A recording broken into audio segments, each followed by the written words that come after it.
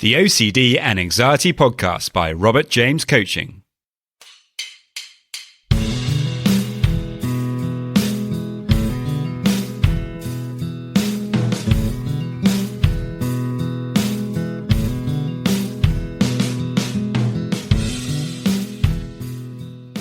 Hello and welcome to the OCD and Anxiety Podcast, where we explore how to have a more positive relationship with anxiety disorders, taking back control so that you can start living the life you choose and not the one chosen by your fears.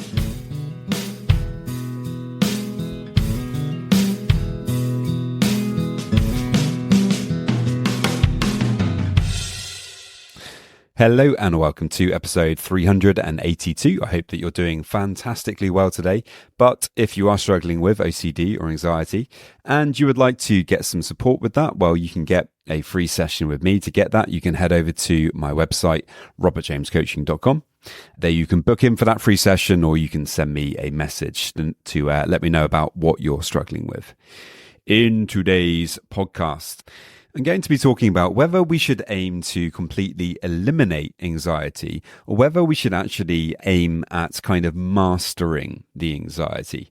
So I'm going to be kind of getting into detail. This is a really important area because I think so many people are focused on getting rid of that anxiety of, relaxation techniques or things like this. And actually learning how to master the anxiety is something which I think is going to be much more beneficial in the long term. If you find a podcast helpful, it would be great if you could follow and like on Instagram. And if you would like to follow along as well on YouTube, you can do that now as well. So many thanks, guys. I really hope that you enjoy. And if you have any questions, do please feel free to let me know. Off we go.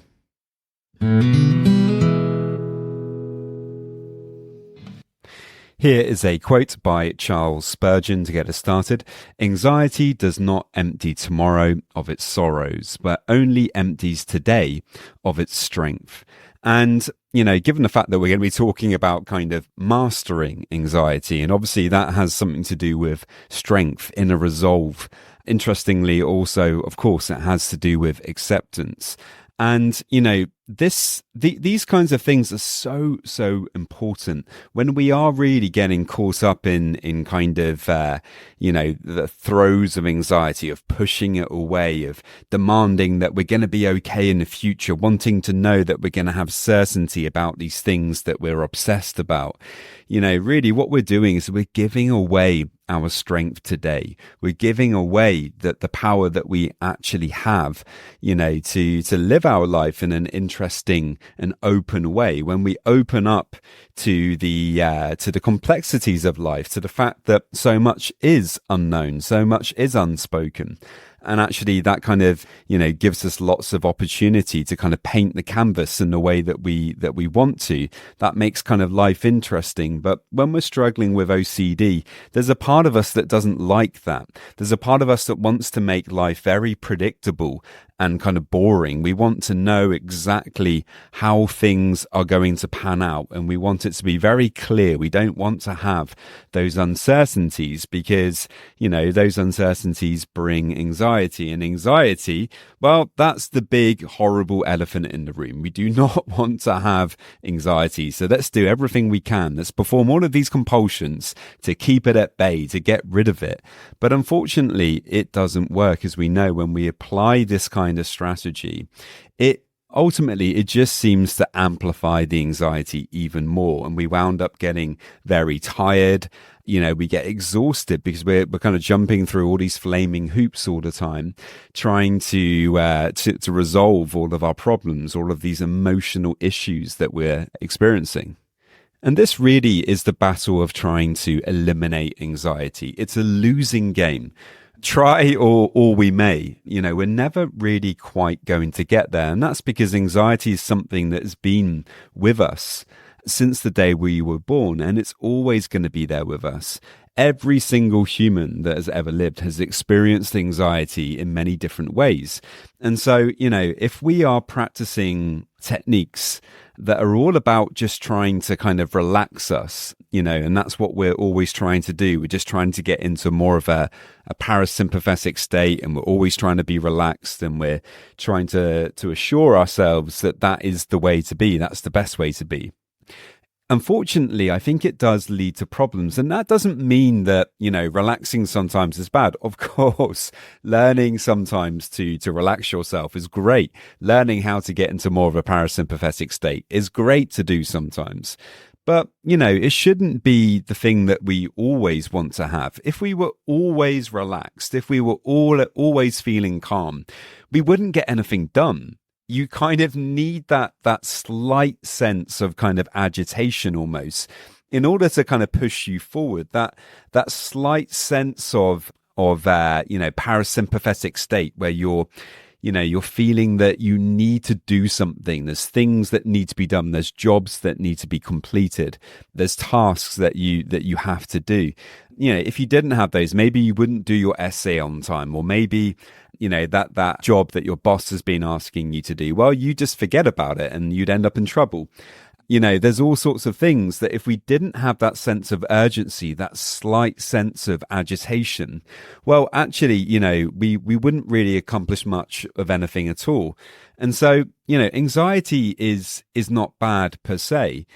It's just our kind of relationship to it and really mastering anxiety. When I talk about that, I'm not saying that, by mastering anxiety that you're not going to have anxiety anymore.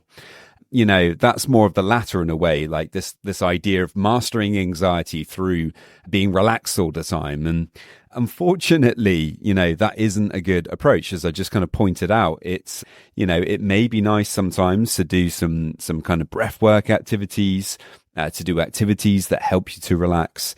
That can be very beneficial. But, I don't think we should be aiming to be in that state all the time. And really the state that I'm talking about here, this kind of mastering of anxiety, this is why we do exposure work. Exposure work gives us an opportunity to practice getting used to feeling a bit more uncomfortable. But we can apply that to so many different areas of life. When you're learning to do public speaking, for example, it can be incredibly uncomfortable. Public speaking is actually one of the main things that people fear. It's a very standard thing across cultures. People really dislike this idea of getting up and speaking in front of people. And I think a big part of that is because there's a lot of judgment involved. What will other people think of me? What if I forget my words? What if I say something wrong? I'm going to be judged negatively by the group. And that kind of really speaks to some kind of primordial fears that humans tend to have, perhaps about being abandoned. And this can create a lot of anxiety. And, but these kinds of things, they really do offer up opportunities for us to learn about ourselves, to learn how, despite the fact that we're feeling anxiety, to actually remain, more or less okay in that situation, to practice acceptance of those uncomfortable feelings in our body, to acknowledge their presence, to not push them away, and to be patient with them, to be compassionate with the fact that we're experiencing difficult emotions. And like that, we begin to move past them. We recognize that they're there. We're no longer trying to fight with them or push them away or demand that they be gone. We're not, interrupting our presentation by doing 20 box breaths or whatever kind of approach you're doing to try to calm yourself down. Maybe you do take 1 or 2 deep breaths because you've identified that that's something that can help you in that moment to be more present, to be more accepting. But this is all about kind of mastering those fears and mastering that anxiety. And I really do feel that, this approach is actually, the kind of healthy long-term approach when it comes to issues with anxiety. Another example could be relationships, and this is something that I've obviously struggled with a lot myself. If you listen to the podcast, you'll know about that. And sometimes when we're in relationships, we're experiencing a lot of anxiety. And, we can interpret that anxiety as a bad thing. We can say, well, because I'm having anxiety about this relationship, then clearly that must be a sign that this relationship isn't the right one for me. If it was truly the right person, then I wouldn't be feeling anxious in this relationship. I'd just be happy. I'd just be feeling positive. I wouldn't be having all of these like doubts and uncomfortable feelings when I think about the person, and it may actually be that relationships in general are actually something that just trigger you, that you, because of previous experiences, perhaps that you've had in your life. It may be just that, relationships are a kind of triggering obsession for you. And whenever you get in one, after a certain while, you do start to struggle. Maybe you have difficulties with attachment styles, and that can bring up all sorts of uncertainties and anxieties. It doesn't necessarily mean, or it could mean, of course, but it doesn't necessarily mean that this relationship isn't right. A lot of the time, it could just mean that you're struggling, with relationship OCD, and, that maybe you need to remain in that relationship in order to try to, figure that out.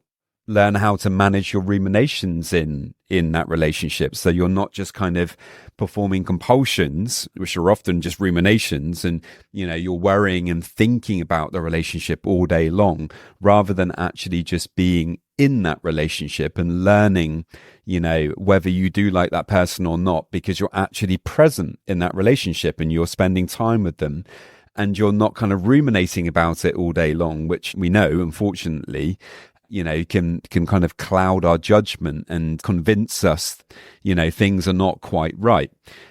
And so often this kind of tension or anxiety, we interpret it in a really negative way. We tend to believe that it's an indication that things are wrong or things are bad, that we need to remove ourselves from a situation because it's difficult or it's uncomfortable. And actually, a lot of the time, it can be quite the opposite. Now, of course, there are exceptions to this, and as I talk about a lot on the podcast, when you're trying to do, exposure work, it's good to kind of do it gently if you can, push yourself a little bit and build up and have a kind of hierarchy of things that you're trying to achieve to do. It can be more challenging, though, in relationships. Sometimes in relationships, it can be a good idea to just put yourself more into exposure by just remaining in a relationship, for example, and giving it a certain amount of time so that you can work through any issues and give yourself an opportunity to do that. An exception in that situation is obviously, if the other person is abusive in some way, then you wouldn't want to remain in that situation at all. But, the example remains, are we able to remain in some of these difficult situations where we're experiencing anxiety, but we're actually safe? We're physically safe, but emotionally it's a struggle. We're finding it difficult. These very strong emotions are coming up in our body. They're telling us to avoid the situation. They're telling us to seek comfort, to just try to feel relaxed. These are all potentially good signs that maybe, as long as we are safe, that we can actually learn how to stay in that situation and get used to that anxiety, to prove to ourselves that we can actually feel that anxiety, and then to get the knowledge that when we actually stay with anxiety, we don't push it away, we try to feel it, we try to be interested in it, we try to be patient with it. A lot of the time, it does begin to go down. Maybe not immediately, but at some point, because we're no longer demanding for it to be gone. We're not doing relaxation techniques that bring it down. We're not doing compulsions that bring it down. We're actually, in this particular scenario, we're practicing learning how to allow ourselves to feel. And, generally speaking, the more that we can do that, it's the better off we're going to be when it comes to OCD and anxiety. So again, if you can do this, that would be fantastic. But, it is a really good idea and important, I think, to work with a professional to help you through this kind of process.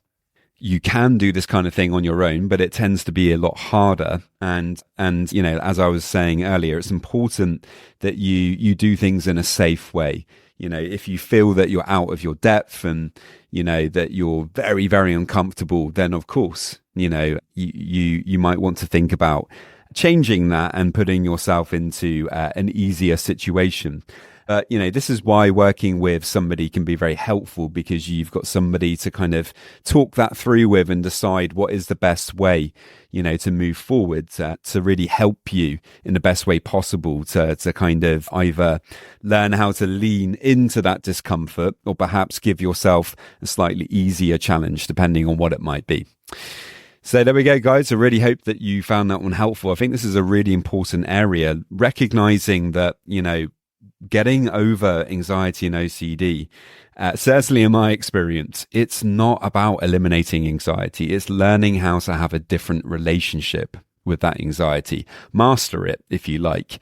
But yeah, there we go, guys. I really hope that you enjoyed, and I will see you next time. Just a quick reminder that if you want to get a free session, all you need to do to get that is to head over to my website, www.robertjamescoaching.com. And there you can leave me a message and we can arrange the free session. And now just a quick reminder of my disclaimer. Any information that you view on my website, Instagram page, Facebook group, or anywhere else online, or any information that you listen to on the podcast is for informational purposes only and is not intended to be a substitute for actual medical or mental health advice from a doctor, psychologist, or any other medical or mental health professional.